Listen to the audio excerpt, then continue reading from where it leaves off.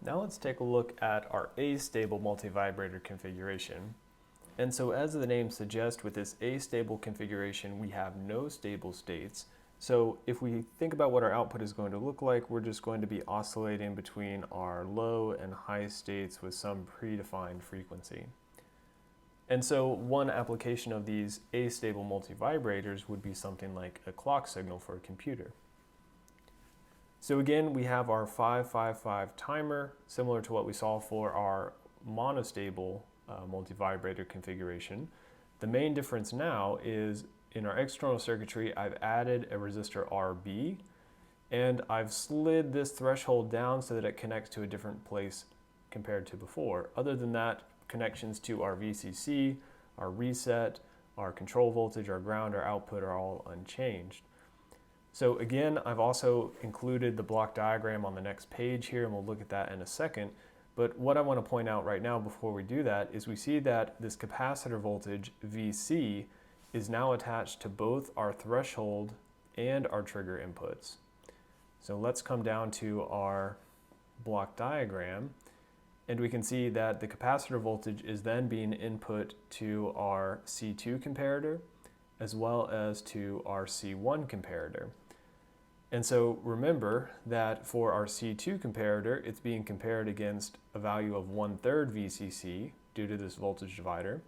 And in our C1 comparator, because we're not doing anything with this control voltage, it's being compared to 2/3 VCC.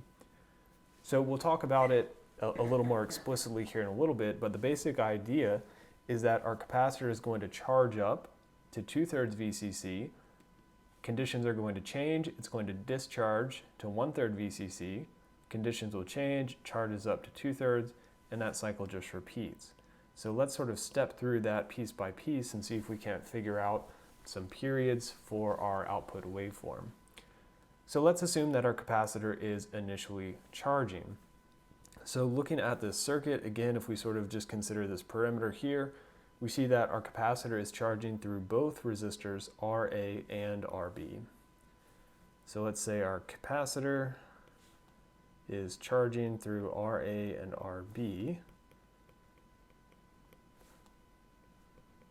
So RA plus RB combined resistance, and it's doing that until it reaches that 2/3 VCC value. So until it reaches 2/3 of our VCC, and at that point we have a change based on our comparator C1 because it's increased above this 2/3 VCC value. So once it does that, what we have is then the output of our threshold comparator, which is our C1. So the output of comparator 1, our threshold comparator, is going to go high. So that corresponds to R equals to 1.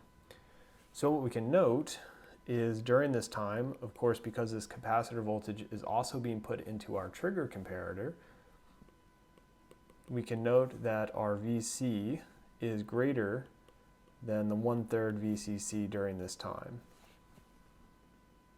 So while VCC is greater than that 1/3, which it will be as it's charging up, the output of our trigger comparator, C2, is low.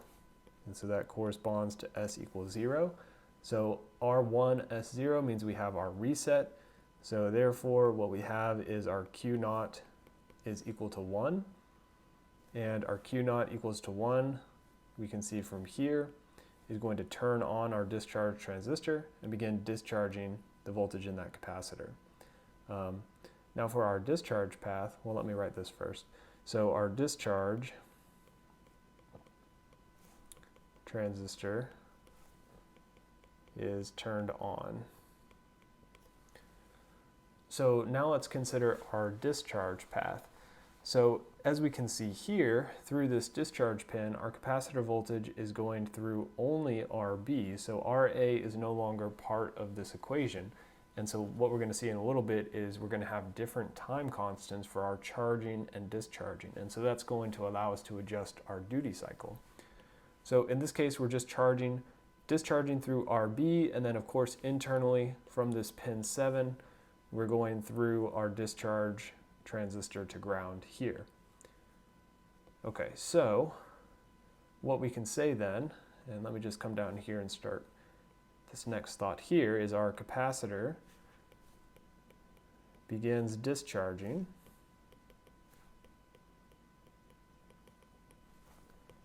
through our transistor. So the transistor Q14, which is our discharge transistor, and the resistor RB, and it's going to do that until it reaches a value of 1/3 VCC. And so when it reaches a value of 1/3 VCC, now we're considering what's happening at this trigger comparator, our comparator C2, because this is being compared to 1/3 VCC from this voltage divider here. So once it reaches that 1/3 VCC, we're going to have another change. So in this case, our trigger comparator C2, the output for that is going to go high. And so that corresponds to S equals 1. And so we can also note during this time, similar to what we did for our previous case, that our R is equal to 0 when our capacitor voltage is less than 2/3 VCC. So that's just related to our comparator C1. So if we have S equals 1, R equals 0, what that means is from our sort of truth table for our RS flip-flop, we're at our set, so our Q0 is equal to 0, and our discharge transistor is turned off. So our discharge transistor turns off, means that our capacitor begins charging. So our capacitor is now charging up. And then of course we're just repeating the cycle.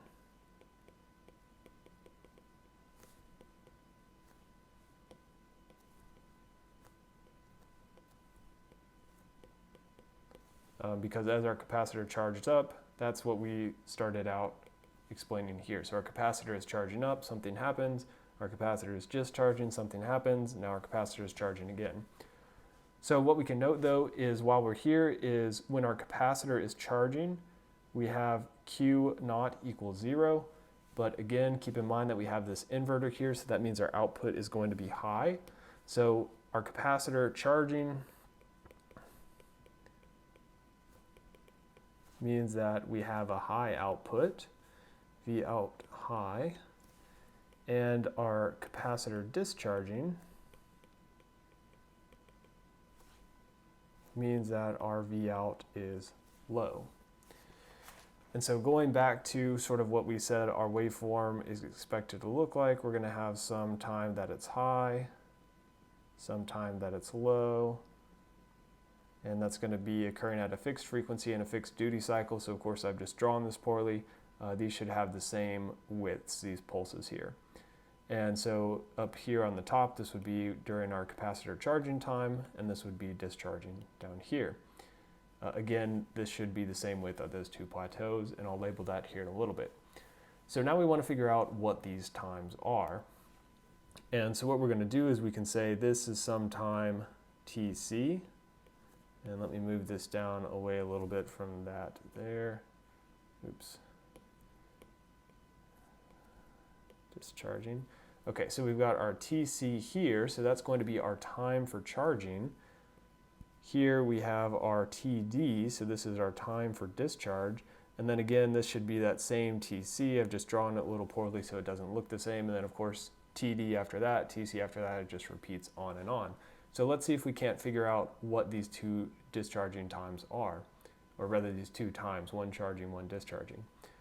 So let's consider our initial charging cycle. So during the charging phase, and so we're going to say that is for when our time t is between 0 and t sub c, where t sub c is this sort of duration of our high pulse here. So in that case, our capacitor voltage can be given by Vc of t is equal to our final voltage of VCC plus our initial voltage, which is 1/3 VCC, minus our final voltage of VCC times e to the minus t over tau sub a, where our tau sub a is equal to the quantity of Ra plus Rb times C. And so the reason we have both resistors is, again, recall that during our charging cycle, we're charging through both Ra and Rb.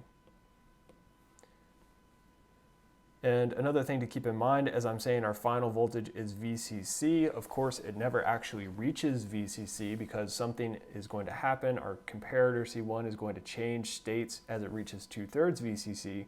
But in terms of using these equations for our capacitor voltage, we say this would be the final voltage if nothing else interfered with the circuit.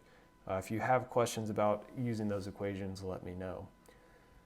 So in this case, we want to say, let's find our value Tc.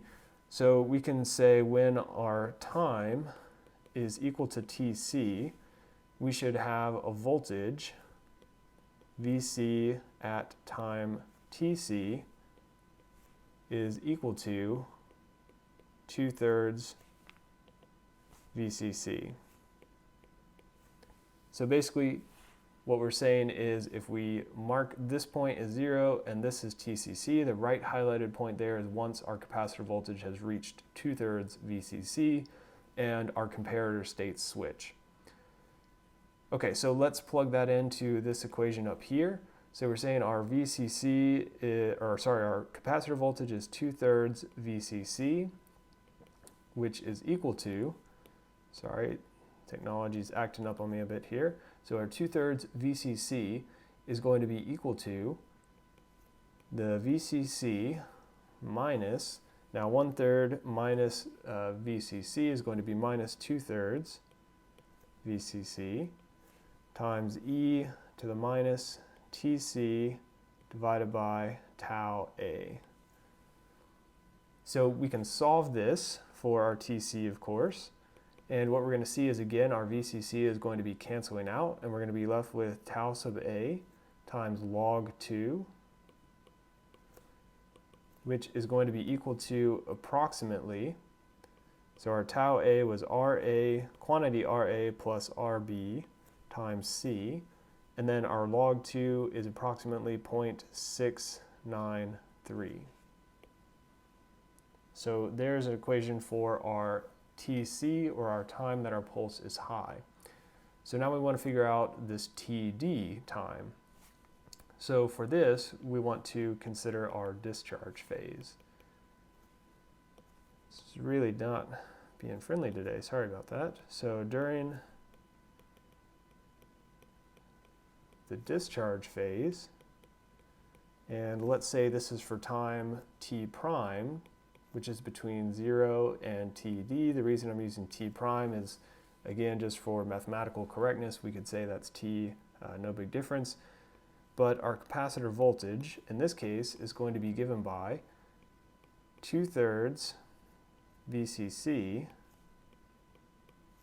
times e to the minus t prime divided by tau b, where our tau b is equal to Rb times C. And so the reason that is Rb times C, coming back to our initial circuit configuration, as we've said before, during discharge, our capacitor is only going through Rb before it gets to that discharge pin.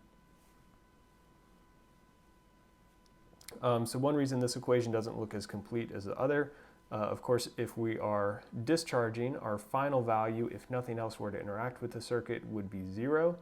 So we have 0 for our final value and 2/3 VCC for our initial value. So that's why this looks a little bit simpler.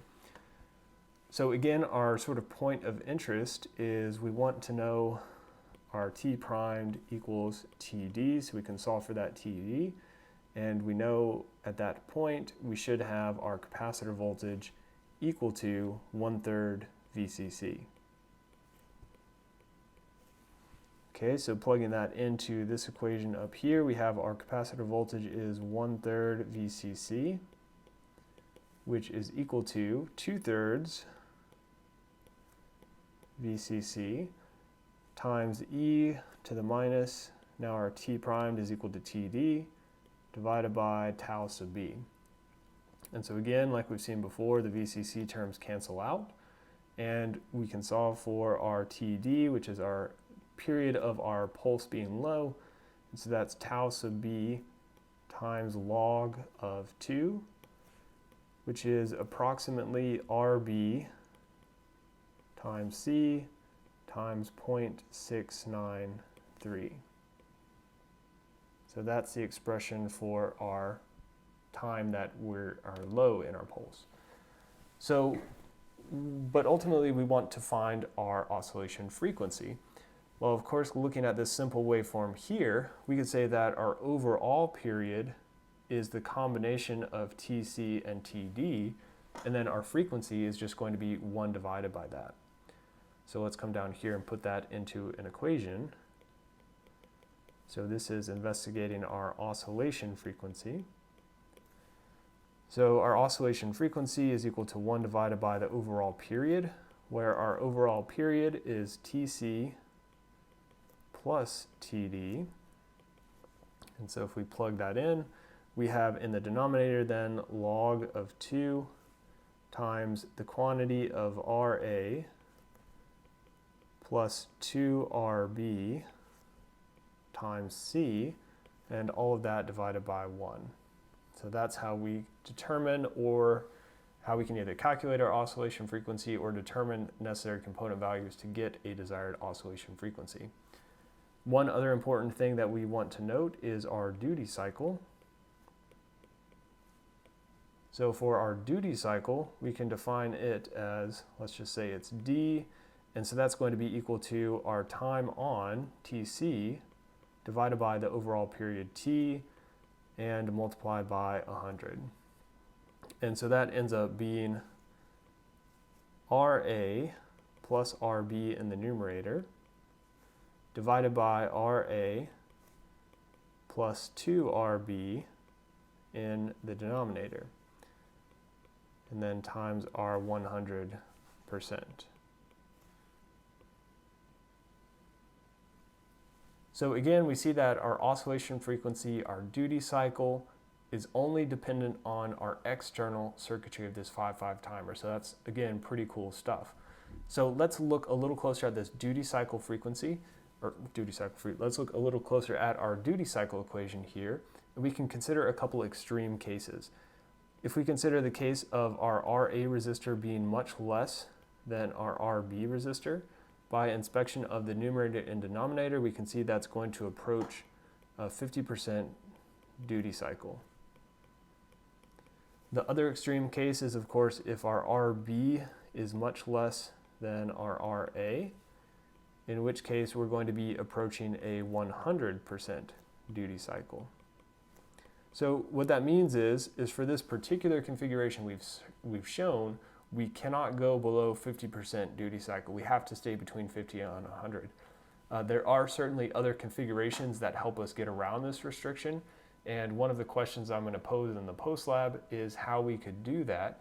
So definitely be thinking about that, but in terms of what we are going to cover in the lecture, that is going to be it for our Astable multivibrator with the 555 timer.